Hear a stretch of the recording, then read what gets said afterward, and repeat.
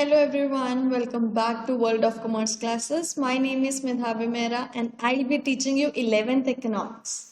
जैसे कि आप जानते हैं हमारा चैप्टर नंबर 6 ऑलरेडी स्टार्ट हो चुका है which is price elasticity of demand. हमने पिछले लेक्चर तक उसका टोटल एक्सपेंडिचर मेथड कर लिया था।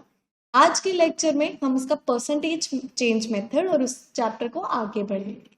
ठीक है, अगर आपको अभी प्रॉब्लम है जिसने ये लेक्चर आज देख रहे हो, चैप्टर नंबर 6 आज के लेक्चर से शुरू करे हो, प्लीज जाके पिछला लेक्चर पहले देख लो क्योंकि पिछले लेक्चर में कुछ बेसिक्स हमने क्लियर किए हैं चैप्टर 6 के। एंड अपना पहला टोटल एक्सपेंडिचर मेथड जिसको हम टोटल आउटले मेथड भी कहते हैं उसको भी समझा। ठीक है, और आज के लेक्चर में हम शुरू करने जा रहे हैं परसेंटेज चेंज मेथड। तो चलिए शुरू करते हैं। परसेंटेज चेंज मेथड क्या होता है? हमने पढ़ा कि इलास्टिसिटी डिमांड की निकालने के लिए दो डिफरेंट मेथड्स होते हैं। पहला होता है total expenditure method and then is percentage change method. Total expenditure method हमने पढ़ लिया, हमें पता लगा कि टोटल एक्सपेंडिचर मेथड सबसे इजी मेथड। ठीक है, where is now it's turn off percentage change method. Percentage change method total expenditure के कंपैरेटिव थोड़ा टफ है क्योंकि इसमें कुछ न्यूमेरिकल्स आ जाते हैं, इसमें कुछ एब्रीविएशंस आ जाते हैं जो समझना बहुत जरूरी है, क्योंकि अगर आपको वो एब्रीविएशन समझ नहीं आएंगे तो आपको ये पूरा फॉर्मूला भी समझ नहीं आएगा। ठीक है, percentage change method is the most commonly used method of measuring price elasticity of demand. According to this method, elasticity of demand is measured as the ratio between percentage change in quantity demanded of commodity X and percentage change in price of commodity X. इसका मतलब है percentage change method price elasticity of demand निकालता है, लेकिन इसमें दो चीजें सबसे नेसेसिटी होती है आपको पता होनी, that is percentage change in quantity demanded and percentage change in price. ठीक है, यानी आपको क्वांटिटी डिमांडेड और प्राइस का चेंज नहीं पता होना चाहिए, आपको उनका परसेंटेज चेंज पता होना चाहिए। ठीक है, चेंज में और परसेंटेज चेंज में फर्क होता है। ठीक है ना, परसेंटेज चेंज मेथड कहता है कि हमें percentage change in quantity demanded और साथ में percentage change in price of the commodity पता होना चाहिए, जिसके थ्रू हम परसेंटेज चेंज मेथड लगा सकते हैं और सब में ये पता कर सकते हैं कि इलास्टिसिटी ऑफ डिमांड कितनी है। ठीक है, first for a given commodity X, उसने कहा चलो एक एग्जांपल लेके चलते हैं। Let's suppose we have a commodity X. ठीक है, कि हमारे पास एक कमोडिटी है एक्स, उसको सॉल्व करते हैं। ठीक है, ईडी, पहली तो बात ईडी क्या होती है यहाँ पे कंफ्यूज नहीं होना, मैंने आपको बताया था ED stands for elasticity of demand. ठीक है, ईडी जब भी लिखा आएगा तो उसमें बिल्कुल भी आपने कंफ्यूज नहीं होना, ED means elasticity of demand. ठीक है, इलास्टिसिटी ऑफ डिमांड का फॉर्मूला होता है negative percentage change in quantity demanded upon percentage change in price. ठीक है, यानी आपकी क्वांटिटी में कितना परसेंटेज चेंज आया डिवाइडेड बाय आपके प्राइस में कितना परसेंटेज चेंज आया। लेकिन ये सारी की सारी इक्वेशन नेगेटिव होती है, इस सब पूरी इक्वेशन के साथ नेगेटिव साइन लगता है, ये भूलना मत। नेगेटिव साइन नहीं लगाओगे तो पूरा का पूरा सम गलत हो जाएगा। यहाँ पे नेगेटिव साइन इस फॉर्मूले का रूल है, लगना जरूरी होता है।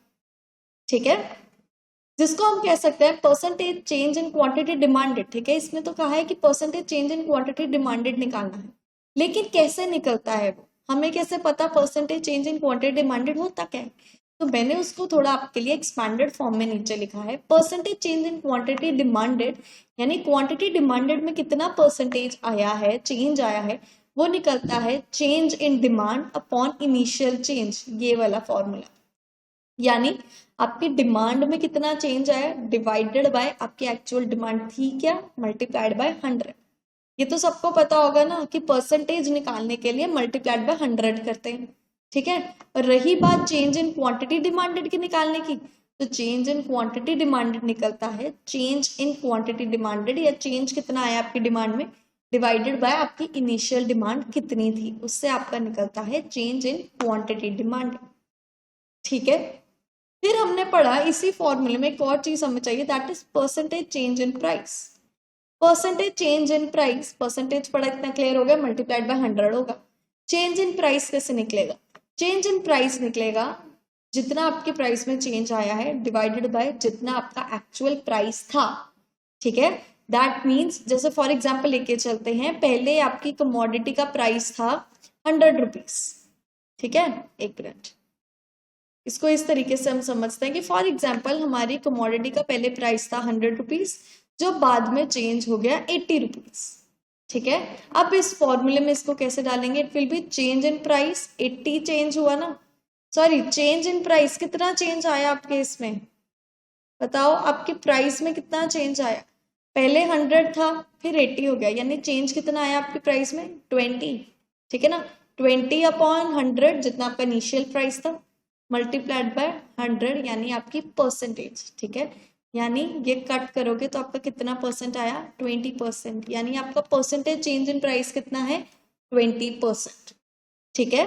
समझ लगी कैसे निकाला हमने, परसेंटेज चेंज इन प्राइस निकालते हैं, पहली तो बात चेंज इन प्राइस निकाल के, चेंज इन प्राइस कैसे निकालते हैं, जितनी इनिशियल प्राइस था और जितना आपके चेंज आया है प्राइस में, दोनों को माइनस करके पता लगता है कि आपके प्राइस में कितना चेंज यानी कितना फर्क आया है, divided by initial price. Initial price का मतलब होता है एक्चुअल में प्राइस सबसे पहले था क्या, ठीक है। अब ये ध्यान से समझना क्योंकि इसमें आप देख सकते हैं बहुत सारे वेरिएबल्स यूज हैं, बहुत सारे अल्फाबेट्स यूज, मोस्टली यहाँ पे कंफ्यूजन होती है, मोस्टली ये चीज टफ लगती है क्योंकि जब इतने सारे वेरिएबल्स यूज हो तो मोस्टली स्टूडेंट्स कंफ्यूज हो जाते हैं कि कौन सा वेरिएबल कहाँ लगना था, ठीक है। वो कह रहा है पहले उसने फॉर्मूला निकाला है change in demand, change in demand का कैसे निकाला, Q1 minus Q upon Q। Q1 का मतलब है कितना अब अमाउंट हो गई आपकी डिमांड में, माइनस कितनी आपकी एक्चुअल थी, डिवाइडेड बाय कितनी एक्चुअल में आपकी डिमांड थी, मल्टीप्लाइड बाय 100। अगर परसेंटेज निकालना हो, अगर आपसे परसेंटेज पूछा हो तो, ठीक है ना। ये उसने नॉर्मल कहा चेंज इन डिमांड कैसे निकलते हैं, Q1 minus Q upon Q is equal to P1 minus P upon P, ठीक है। ये मुझे पता है अभी आपको थोड़ा कंफ्यूजिंग लग रहा होगा, न्यूमेरिकल करने के साथ इसको इजीली समझते हैं कि ये कैसे आया, ठीक है। Change in Q upon Q का मतलब होता है चेंज इन Q यानी चेंज इन क्वांटिटी डिमांड, ठीक है ना, बाकी सब सेम। अब देख सकते हैं, मैथ्स तो नॉर्मल सबने पढ़ी होगी, 8th 9th तक तो सबने मैथ्स पढ़ी, इतना तो हमें पता होगा कि यहाँ पे जब दो फ्रैक्शंस होती हैं, एक डिनोमिनेटर में होती है तो वो दूसरी तरफ जाके रेसिप्रोकेट हो जाती है, ठीक है। Change in Q upon Q divided by change in P upon P, जो इधर आके आप देखिए तो ये बन गया change in Q upon Q divided by change in P upon P, लेकिन जब इसको हमने सॉल्व करना है तो ये रेसिप्रोकेट हो जाएगी, पहले चेंज इन P ऊपर था अब P ऊपर आ जाएगा एंड चेंज इन P नीचे चला जाएगा, ठीक है। सम्स के साथ इसको और समझते हैं कि फॉर्मूलेज है, इतना इसे समझे कि इनका मतलब क्या होता है, ठीक है। यानी हमारी ईडी का एक्चुअल फॉर्मूला हुआ क्या, नेगेटिव में P बाय Q यानी price by quantity multiplied by change in quantity upon change in price, ठीक है। आई होप ये क्लियर है। न्यूमेरिकल्स के साथ और देखते हैं, ईडी का मतलब क्या होता है, मैंने आपको अभी समझाया, ED means price elasticity of demand, यानी आपकी डिमांड की कितनी प्राइस इलास्टिसिटी है, ठीक है। Q मीन्स इनिशियल डिमांड यानी आपकी एक्चुअल में डिमांड कितनी थी, ठीक है। P मीन्स इनिशियल प्राइस यानी आपका स्टार्टिंग में सबसे पहला प्राइस था क्या। Q1 मीन्स न्यू डिमांड यानी चेंज होने के बाद आपकी न्यू डिमांड है क्या। P1 मीन्स न्यू प्राइस यानी चेंज आने के बाद आपका प्राइस अब क्या है। चेंज इन Q मतलब कितना चेंज आया है आपकी डिमांड में, और चेंज इन P का मतलब कितना चेंज आया आपकी प्राइस। अब बार बार आ रहा है चेंज, चेंज कैसे पता, चेंज तो कहीं लिखा ही नहीं है। तो point is this symbol represents change, ये सिंबल होता है चेंज का, ठीक है, ये भूलना नहीं, दिस सिंबल रिप्रेजेंट चेंज, ये symbol is represented as change, ये बताता है चेंज कितना आया है, ठीक है। चलिए समझते हैं एक सम करके, एक सम करते हैं और इजीली समझते हैं कहना क्या चाहते हैं, क्योंकि हमने जब अभी एब्रिविएशंस पढ़ी है तो ये टफ लग रहा है, पर क्या सॉल्व करने में भी ये टफ है, देखते हैं। Supposing the initial price of the ice cream is ₹4 पर कप, उसने कहा इनिशियल प्राइस आइसक्रीम का क्या है ₹4 पर कप, इनिशियल प्राइस मतलब सबसे पहला प्राइस यानी स्टार्टिंग प्राइस क्या है ₹4, ठीक है। Initial demand of ice cream is 1 cup, यानी स्टार्टिंग की आपकी क्वांटिटी क्या है, 1 कप, ठीक है। If the price of ice cream falls to ₹2 per cup, यानी प्राइस गिर गया है आइसक्रीम का, demand increases to 4 cups, find elasticity of demand using percentage change method. ठीक है, पहले समझते कहना क्या चाह रहे हैं। वो कह रहा है कि सपोज मैं आइसक्रीम लेने गया, जब मैंने पहले आइसक्रीम ली स्टार्टिंग में, तो आइसक्रीम का प्राइस उस टाइम पे ₹4 था, ठीक है। जब आइसक्रीम का प्राइस ₹4 था तो मैं 1 कप खरीदता था। फिर क्या हुआ, फिर थोड़ी देर बाद आइसक्रीम के कप का प्राइस गिर गया, यानी आइसक्रीम का प्राइस ₹4 होता था, अब वो ₹2 है, ठीक है। इतनी तो हमें इक्वेशन समझ लग रही कि वो क्या कहना चाह रहे हैं ना। जब उसका प्राइस ₹2 हुआ, तब मैं 1 कप की जगह 4 कप खाने लग पड़ा, ठीक है। अब उसने कहा है, इतनी तो हमें स्टेटमेंट समझ आई ना, ये हमें ये बताया कि आइसक्रीम का प्राइस पहले ज्यादा था फिर कम हो गया, जिससे हमारी क्वांटिटी भी ज्यादा हो गई, ठीक है ना। फिर उसने हमें कहा है इलास्टिसिटी निकाल के दो। इक्वेशन तो हमें समझ आई क्या होती है, अब इलास्टिसिटी निकालते हैं परसेंटेज चेंज मेथड से। कैसे, पहली तो बात इनिशियल प्राइस, इनिशियल प्राइस कैसे लिखते हैं हम, पी से हमने लिख दिया, हमारा इनिशियल प्राइस 4 हमें दिया हुआ है, ठीक है। हमें सब कुछ दिया होता है परसेंटेज चेंज मेथड में, सिर्फ फॉर्मूले में नंबर्स पुट करने हैं और उसे सॉल्व करना है और कुछ नहीं करना होता, ठीक है। फिर उसने कहा है प्राइस चेंज हो गया, पहले हम सिर्फ प्राइस की बात करें, प्राइस चेंज यानी P1 क्या हो गया, ₹2, प्राइस में चेंज आ गया ना, ठीक है। बाद का प्राइस क्या हुआ, P1, ठीक है। चेंज इन प्राइस यानी प्राइस में चेंज आया कितना है, पहला प्राइस ₹4 था, दूसरा प्राइस ₹2 है, लेकिन चेंज कितना है, कैसे निकालेंगे, जो पहला प्राइस था उसमें से दूसरा माइनस करके, यानी 2 में से 4 माइनस करके। दोबारा आपको समझाती हूँ, जब प्राइस में चेंज आए, ठीक है, वो कह रहा है इनिशियली मेरा प्राइस ₹4 था, ठीक है, बाद में मेरा प्राइस हो गया ₹2, तो मुझे बताओ चेंज इन प्राइस कितना है।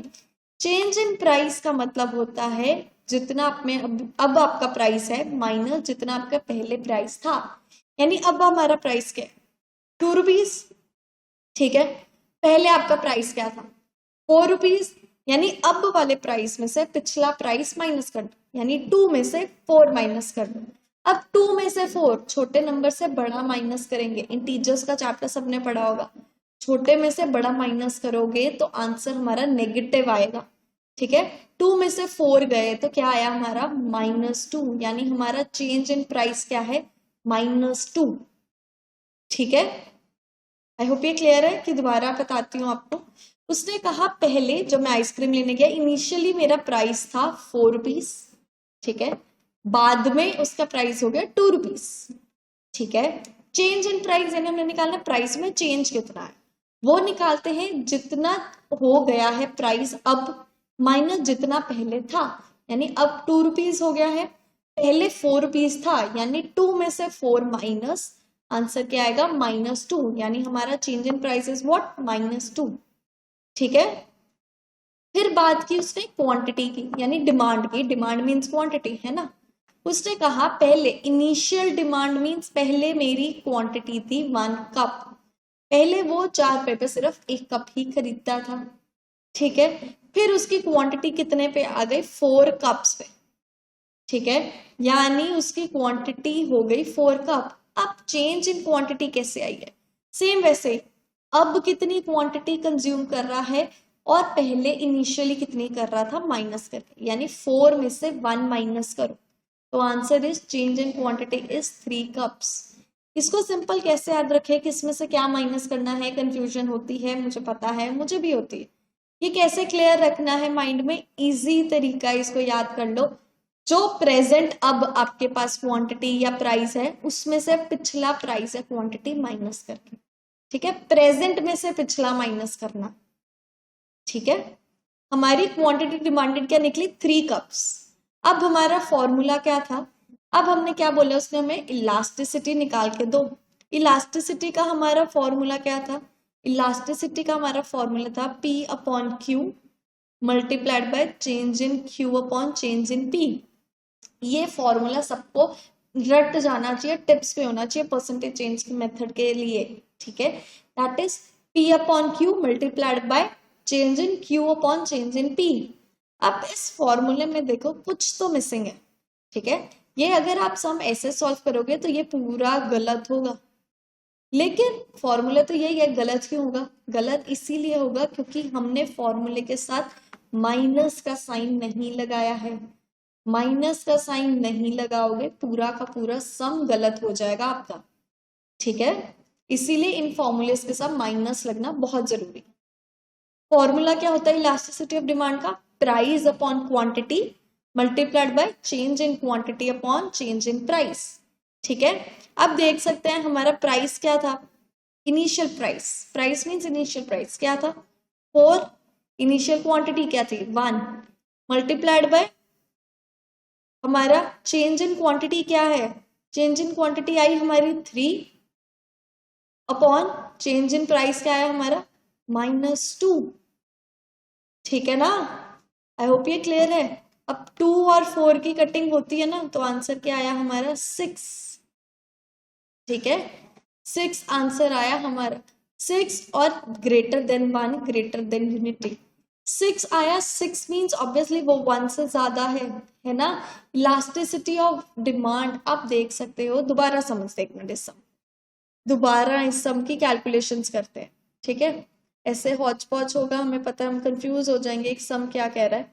एक मिनट दोबारा देखते हैं इस सम को, तब तक फॉर्मूलेज आपको रट जाना चाहिए, that is P upon Q multiplied by change in Q upon P, लेकिन नेगेटिव में, नेगेटिव नहीं भूलना है, ठीक है। चलिए P अपॉन Q, P क्या था हमारा 4, माइनस साइन नहीं भूलना, माइनस का लगाना। Q क्या था हमारा 1, ठीक है। चेंज इन Q हमारा क्या आया 3, चेंज इन P हमारा क्या आया -2, ठीक है। अब 2 और 4 की ऑपोजिट कटिंग होती है, 2 1s एंड 2 2s, ठीक है। आंसर क्या आया 6, ठीक है।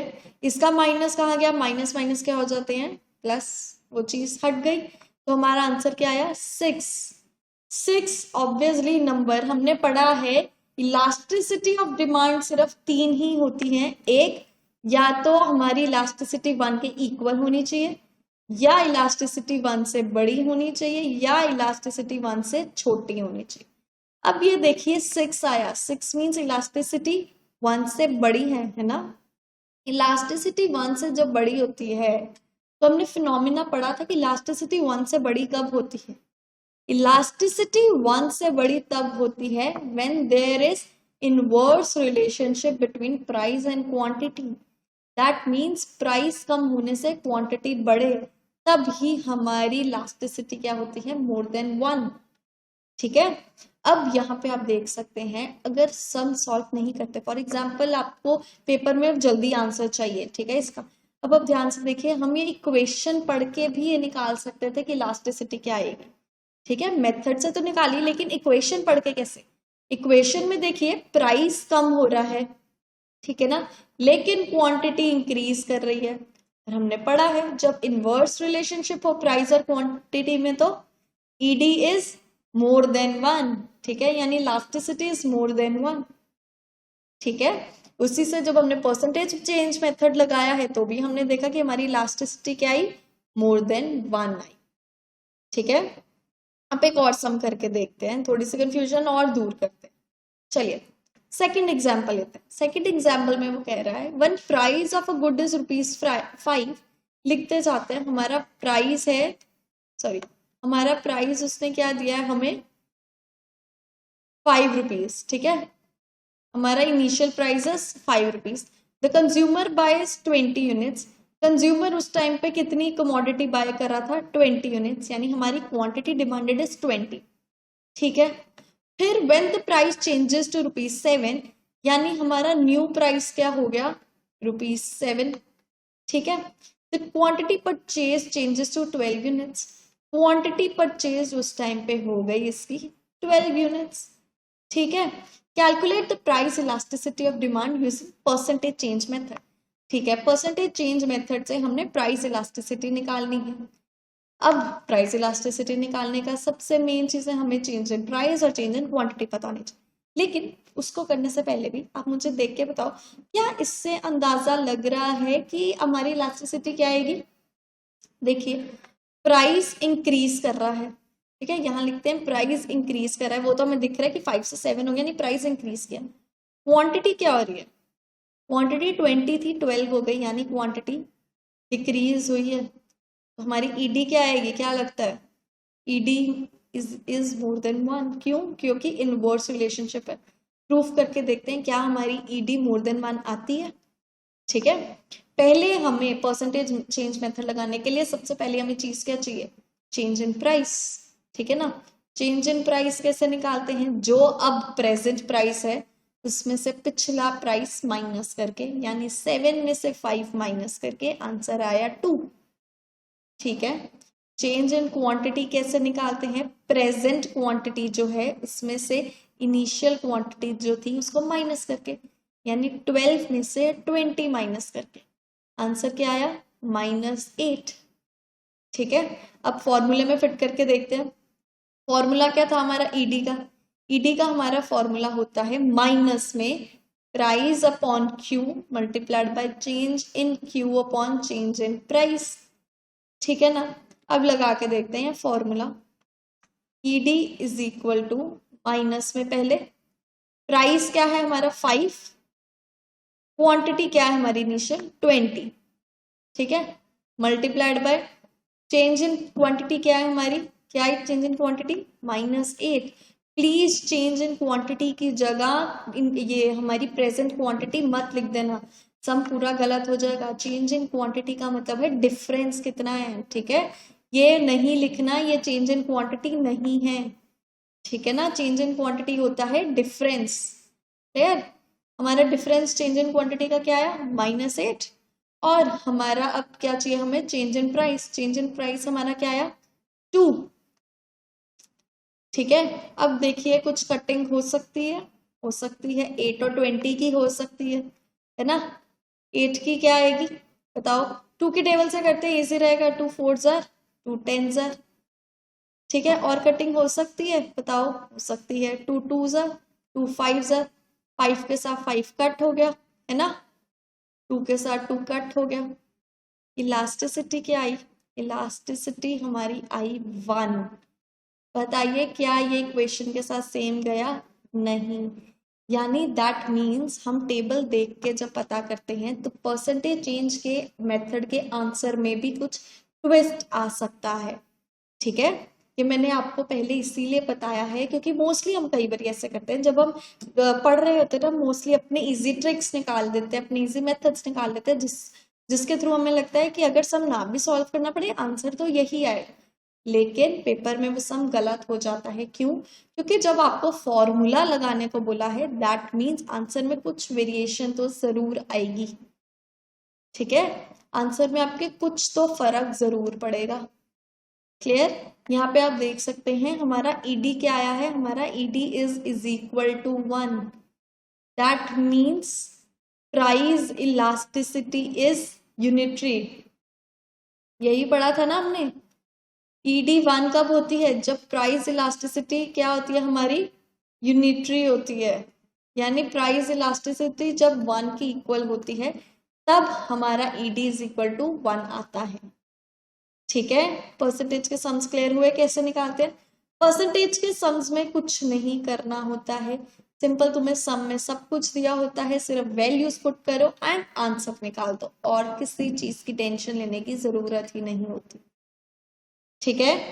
आई होप ये क्लियर है, आगे चले।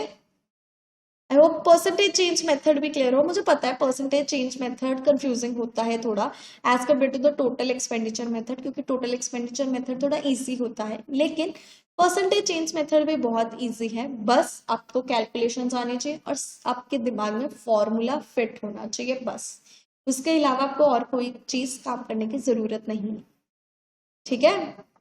Two critical equations. The method of measuring elasticity of demand raises two critical questions. कहते हैं जब हम अपनी elasticity of demand निकालते हैं तो 2 critical questions हमारे दिमाग में आते हैं, वो क्या, पहला, why should change in quantity and change in price as percentage change, कहते क्यों चेंज इन प्राइस? वही हम अभी देख रहे हैं कि हमें चेंज इन प्राइस और चेंज इन क्वांटिटी दोनों परसेंटेज में चाहिए, नॉर्मल नहीं देख सकते, है ना। वो वही कह रहा है कि चेंज इन प्राइस और चेंज इन क्वांटिटी हम नॉर्मल क्यों नहीं ले सकते, हमें परसेंटेज ही क्यों चाहिए, ठीक है। और दूसरा क्वेश्चन है कि क्यों माइनस का साइन फिक्स्ड होता है इसके साथ, ठीक है। Why should sign be fixed in the equation estimating elasticity of demand? क्यों माइनस का साइन इसके साथ फिक्स्ड होता है, ठीक है। ये क्वेश्चन तो हमारे दिमाग में भी थे। चलिए इसके आंसर्स देखते हैं क्या होते हैं। पहला, why should change in quantity and price considered as percentage change? यानी प्राइस और जो क्वांटिटी का चेंज देखते हैं वो सिर्फ परसेंटेज चेंज ही क्यों होगा, अब नॉर्मल क्यों नहीं हो सकता, ठीक है। If percentage change is not considered or if absolute change is considered, then comparison of elasticity across the two goods become difficult. कहता अगर आप परसेंटेज चेंज नहीं लोगे, आप एब्सोल्यूट चेंज यानी ओरिजिनल चेंज लोगे, तो क्या होगा, दो कमोडिटीज के बीच की इलास्टिसिटी निकालनी बहुत मुश्किल हो जाएगी, ठीक है। Consider two goods chair and table, यहाँ पे एग्जाम्पल भी है कि दो गुड्स लेके चलो कि जैसे चेयर एंड टेबल, अब इनकी इलास्टिसिटी हम मेजर करते हैं, ठीक है। When price of chair from 10 to 20 and demand increases from 50 to 25, ठीक है। इसका तो हम परसेंटेज चेंज मेथड निकाल के देखते हैं, देखें कि ऐसे आगे चले। चलिए हम देखते हैं।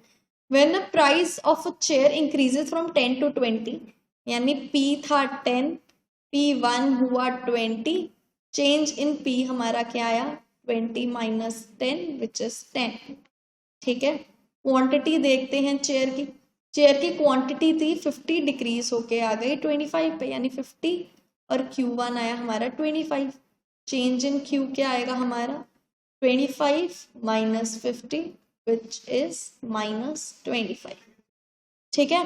अब परसेंटेज चेंज मेथड से जरा हम निकाल कर देखते हैं इनका क्या आती है इलास्टिसिटी, ठीक है ना।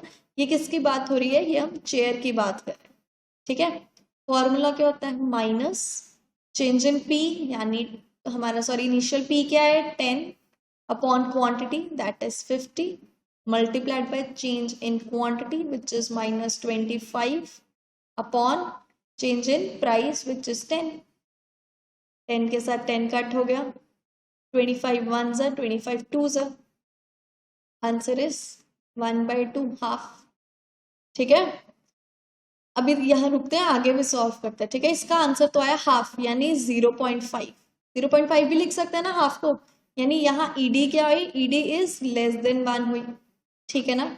अब निकाल के देखते हैं टेबल की, टेबल की उसने क्या कहा है, टेबल का price of table decreases from 20 to 10, यानी टेबल का प्राइस इनिशियल प्राइस था 20, प्राइस हो गया 10, ठीक है। चेंज इन प्राइस क्या आया टेबल का 10 माइनस 20 यानी माइनस 10, ठीक है। फिर क्वांटिटी की बात, क्वांटिटी 25 से 20 होगी, क्वांटिटी क्या थी पहले 25, चेंज होके क्या हो गई 50, ठीक है। चेंज इन क्वांटिटी क्या आई हमारी 50 माइनस 25 इज इक्वल टू 25, ठीक है। ये थी टेबल की बात। अब टेबल की देखते हैं क्या निकली, माइनस का साइन वही, प्राइस इनिशियल क्या था 20, क्वांटिटी इनिशियल क्या थी 25 multiplied by change in quantity क्या है हमारी 25 अपॉन चेंज इन प्राइस क्या है हमारा -10, ठीक है। 25 से 25 कट हो गया, 10 वन सा 10 टू सा, आंसर क्या आया 2, यानी ईडी इज ग्रेटर देन 1, ठीक है। In case absolute change is considered, we can say that that in case of chairs demand is reduced to half when price is doubled, ठीक है। वो कहता है, ये तो हमने परसेंटेज चेंज मेथड लगा दिया ना, है ना। वो कहता है अगर हम एब्सोल्यूट चेंज मेथड लेके चलते, ठीक है, तो हमें इधर साफ देखने से, इस पे साफ देखने से पता चल रहा है एब्सोल्यूट चेंज मेथड से कि प्राइस डबल हो गया, क्वांटिटी हाफ हो गई, ठीक है ना। 10 से 20 यानी प्राइस डबल हो गया और क्वांटिटी क्या हो गई हाफ हो गई चेयर की, ठीक है। उसने भी यही कहा, और क्या हुई हमारी क्वांटिटी डिमांड क्या हुई हाफ हो गई। In case of table demand is doubled when price is reduce to half, यहाँ पे प्राइस डबल हो गई क्वांटिटी हाफ हो गई। यहाँ पे देखिए क्या हुआ, प्राइस हाफ हो गया, क्वांटिटी डबल हो गई। ठीक है ना। This comparison elasticity makes little और नो सेंस। कहता है ये कोई सेंस नहीं बनाती। दो कमोडिटीज के बीच की इलास्टिसिटी निकालोगे तो क्या कहोगे कि उसका प्राइस डबल हो गया तो क्वांटिटी आधी हो गई, और उसकी प्राइस आधी हो गई तो क्वांटिटी डबल हो गई। बताओ कोई सेंस बनी? किसी को समझ आएगा कि आखिर में चेंज आया कितना है आपके उसमें? ये बिल्कुल भी सेंस नहीं बनाएगा। इसीलिए दो कमोडिटीज को कंपेयर करने के लिए हमेशा परसेंटेज चेंज मेथड लगाया जाता है, क्योंकि एब्सोल्यूट चेंज मेथड कोई सेंस नहीं बनाता है। एब्सोल्यूट कोई भी ये नहीं बताता है कि कितना चेंज आया है, प्रॉपर वैल्यूएशन नहीं देता है। ठीक है।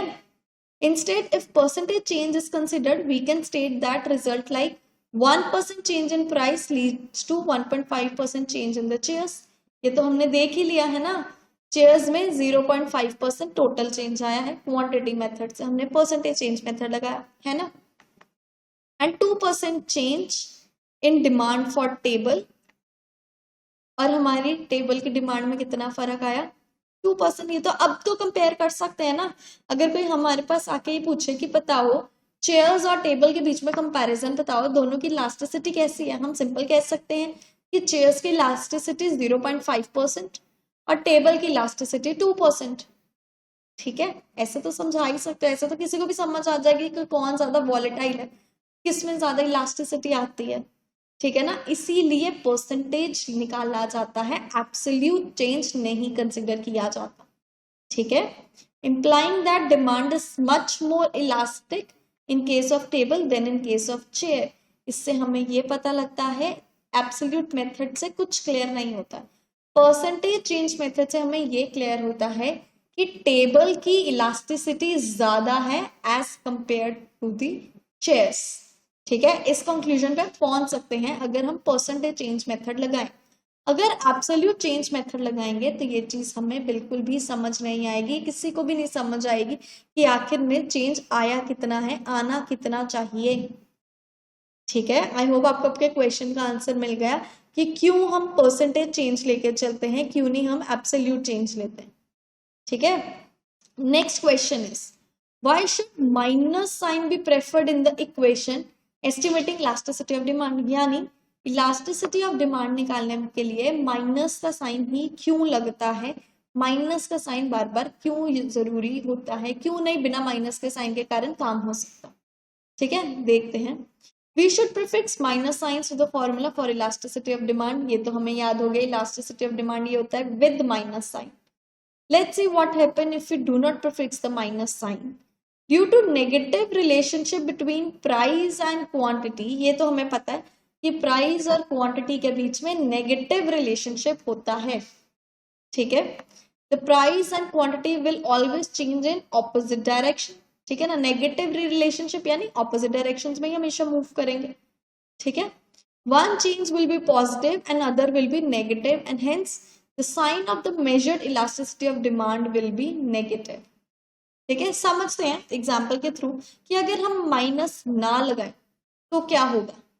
ठीक है, if the price of commodity reduces from 10 to 15, यानी प्राइस था हमारा कितना था, इनिशियल प्राइस वाज 10, बाद में हमारा प्राइस हो गया 5, यानी चेंज इन प्राइस क्या आया, 5 minus 10 that is -5।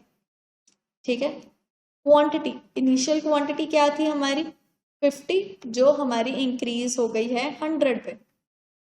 Change in quantity क्या आई हमारी 100 minus 50 विच इज 50। ये हमने फॉर्मूले में डाल दी इक्वेशन, माइनस का साइन नहीं लगाया। अब देखो माइनस का साइन नहीं लगाया तो उसका क्या हुआ, हमारा आंसर नेगेटिव में आ गया है। ठीक है ना, this is when the minus sign is not prefixed. ये तब होता है जब माइनस का साइन ना लगाया हो।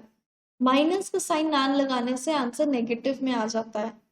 ठीक है, हाँ हमने ये कंसेप्ट जरूर पढ़ा है कि इलास्टिसिटी 1 से कम होती है, -2 होती है, पर हमने ये कंसेप्ट नहीं पढ़ा है कि इलास्टिसिटी नेगेटिव में भी होती है।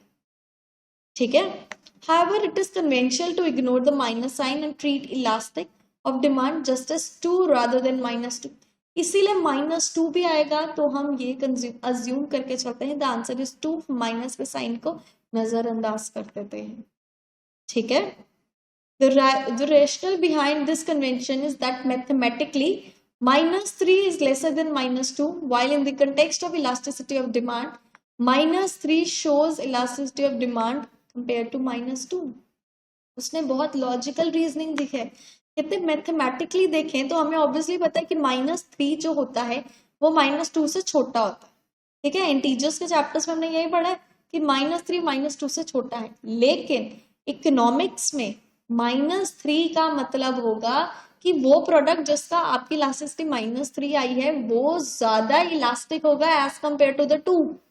ठीक है, और ये गलत हो जाएगा इक्वेशन, ये पूरी इक्वेशन गलत आपको कंफ्यूज कर देगी।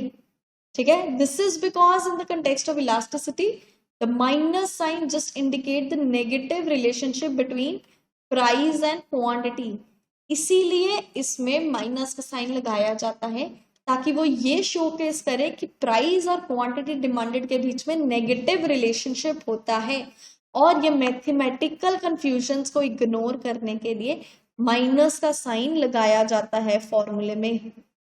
ठीक है, to avoid this confusion we prefix the minus sign to the formula of elasticity of demand. In this way, the coefficient of elasticity is always found to be positive. इस वे में क्या होता है, कोफिशिएंट इलास्टिसिटी का हमेशा positive में आता है, चाहे वो 1 से कम हो चाहे वो 1 से ज्यादा। ठीक है, जैसे कि वही सेम एग्जांपल जब हमने यहाँ शो की, वही 50 -5 multiplied by 10 50 is equal to क्या आंसर आया, क्योंकि माइनस का साइन लगा हुआ था तो हमारा आंसर आया 2, जिसके कारण हमें ये भी क्लियर हो गया यहाँ पे माइनस देके कि प्राइस और क्वांटिटी के बीच में नेगेटिव रिलेशनशिप है, और ये भी क्लियर हो गया कि मैथमेटिकल -2 -3 का इसमें कोई भी झंझट नहीं है, कोई भी उसमें हमने फंसना नहीं है कि -3 तो कम होता है 2 से, लेकिन इकोनॉमिक्स में तो उसकी इलास्टिसिटी ज्यादा होती है। ये कंफ्यूजन दूर करने के लिए इन सम्स में इस फॉर्मूले में माइनस का साइन लगेगा ही लगेगा। ठीक है, आई होप आपका आंसर मिल गया आपके क्वेश्चन का कि माइनस क्यों लगता है। ठीक है, आई होप ये क्लियर है कि माइनस क्यों लगता है। और साथ में हमने क्या पढ़ा, सेकंड क्वेश्चन वाज, पहला तो हमने ये पढ़ा ना कि माइनस क्यों लगता है, दूसरा हमने ये पढ़ा कि चेंज परसेंटेज में ही क्यों निकलता है, एब्सोल्यूट चेंज क्यों नहीं आता है। ठीक है, अब स्लोप करते हैं डिमांड कर्व की, कि डिमांड कर्व की स्लोप होती क्या है, कैसे बनती है डिमांड कर्व की स्लोप। ठीक है, हमने हर चैप्टर्स की स्लोप की है, स्केड्यूल्स किया है, अब डिमांड कर्व की बात। Slope of demand curve and elasticity of demand.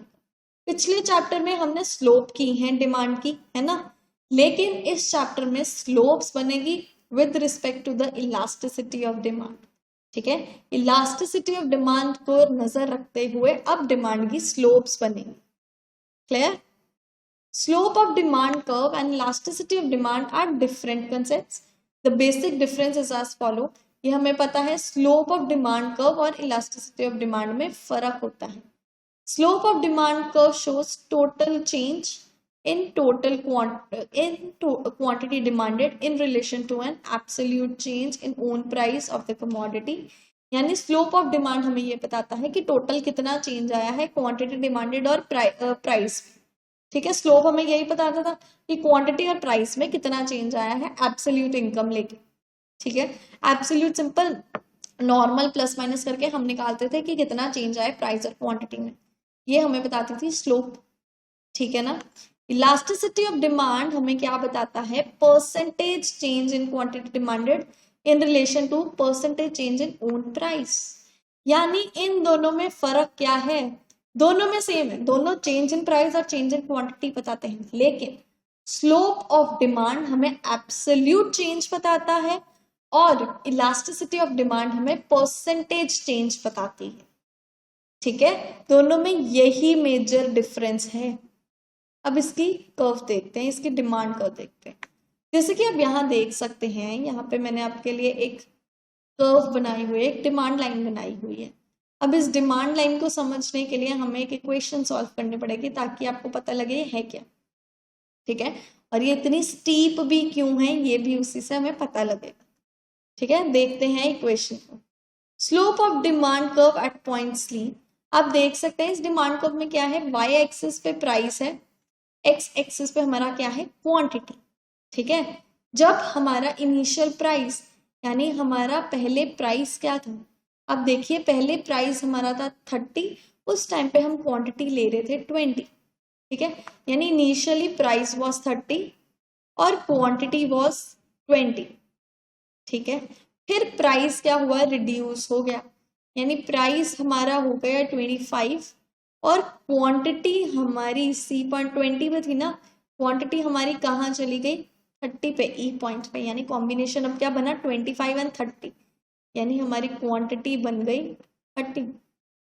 ठीक है, चेंज इन पी, एब्सोल्यूट में चेंज इन पी कैसे निकलेगा, 30 में से 25 माइनस करके।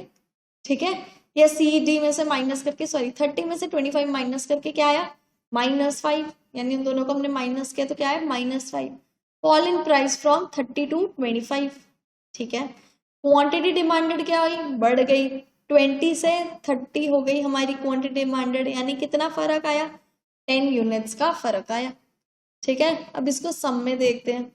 Slope of demand curve at point C, that is change in, वो कह रहा है जो हमारा पॉइंट सी है, ये पॉइंट सी हमारा क्या है, this is our point C, this one point C पे वो कह रहा है स्लोप कैसी है हमारी पॉइंट सी पे, पॉइंट सी पे चेंज इन प्राइस इज -5। ठीक है ना, 25 में से 30 माइनस किया, -5। क्लियर, हमें ये तो अब आ गया ना कि हमने चेंज कैसे निकालना है। और चेंज इन क्वांटिटी कैसे हमारी निकली, 20 में से सॉरी 30 में से 20 माइनस किया, क्या आया आंसर, 10। तो हमने स्लोप कैसे निकाली, अब आप स्लोप में देख सकते हो, स्लोप का फॉर्मूला इजी है, स्लोप सिंपल है, change in P upon change in Q, बस स्लोप का बस यही फॉर्मूला है। इसी में वैल्यूज पुट की हमने, देखी स्लोप हमारी आई है -1/2, ये आई हमारी स्लोप। ठीक है, स्लोप इजी थी, माइनस करके सिंपल निकाल गया। अब हमारी इलास्टिसिटी, इलास्टिसिटी हमेशा मांगती है परसेंटेज। ठीक है ना, इलास्टिसिटी में हमेशा परसेंटेज होनी चाहिए। इलास्टिसिटी एट पॉइंट सी क्या है, change in Q upon change in P multiplied by 1/q। ठीक है, फॉर्मूला तो हमें याद हो गया है। अब change in Q upon change in P, यहाँ पे हमने क्या निकाला है, change in P upon change in Q, यानी इलास्टिसिटी ऑफ डिमांड में स्लोप के फॉर्मूले का उल्टा माना है, तो यानी हम ऐसे भी लिख सकते हैं 1/स्लोप।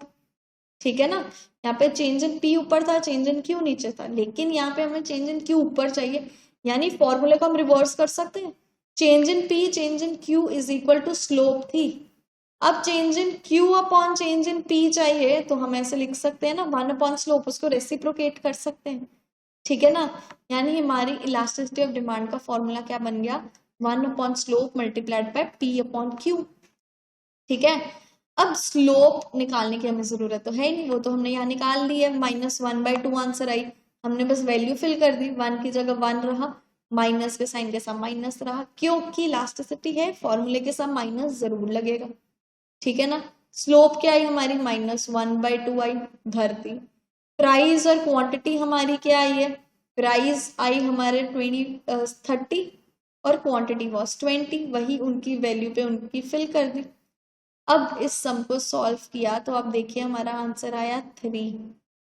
स्लोप आई -1/2, इलास्टिसिटी आई 3। ठीक है, slope is change in P upon Q, वही जो मैंने आपको समझाया, अगर slope change in P upon Q है तो हमारा क्यू अपॉन पी कैसे निकलेगा, स्लोप को रिवर्स कर दो, 1/स्लोप, सिंपल। ठीक है ना, स्लोप का उल्टा कर दो 1/स्लोप, तो उससे हमारा इलास्टिसिटी ऑफ डिमांड का फर्स्ट साइड आ जाएगी। ठीक है, और बाकी बस हमने पी और क्यू की वैल्यू फिल की, हमारी इलास्टिसिटी आई 3। ठीक है, यहाँ पे स्लोप आई -1/2, इलास्टिसिटी आई हमारी 3, यानी हमारी ईडी इज मोर देन 1। समझते हमने देखा क्या, while slope of the demand curve is simply the ratio change in P upon Q, elasticity of demand is the multiple of two ratios, change in Q upon change in P, here change in Q is the inverse of the slope। कहता, ध्यान से देखिए, easily समझते हैं कि जब हमने slope निकाली है तो स्लोप सिंपल रेशियो थी कि P और Q में कितना चेंज आया, सिंपल बस रेशियो निकाली P और Q के बीच में। ठीक है ना, उससे हमारी निकल गई स्लोप। स्लोप तो इजी है, लेकिन इलास्टिसिटी झंझट वाला है ना, इलास्टिसिटी थोड़ी टफ है। स्लोप तो इजी थी कि P और Q की रेशियो निकाली, मतलब उनका चेंज निकाला, हो गया स्लोप। अब इलास्टिसिटी ऑफ डिमांड कैसे निकाली? इलास्टिसिटी ऑफ डिमांड में दो रेशियोज यूज हुई। पहली तो स्लोप की उल्टी यानी 1 स्लोप वाली रेशियो यूज की, फिर हमने प्राइस और क्वांटिटी की भी रेशियो यूज की, है ना। इसीलिए स्लोप और क्वांटिटी में बहुत स्लोप और इलास्टिसिटी में बहुत फर्क होता है। Slope is easy, ratio between price and quantity, simple. Elasticity is between two ratios.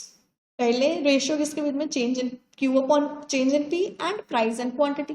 Change in Q upon change in P is inverse of slope, यानी इलास्टिसिटी निकलती है स्लोप का उल्टा और साथ में प्राइस और क्वांटिटी की रेशियो के साथ। ठीक है, आई होप अब क्लियर हुआ है। मुझे पता है थोड़ी कंफ्यूजन हो रही होगी, लेकिन फिर भी मोस्ट प्रोबेबली अभी तक क्लियर है। दोबारा समझ लेते हैं।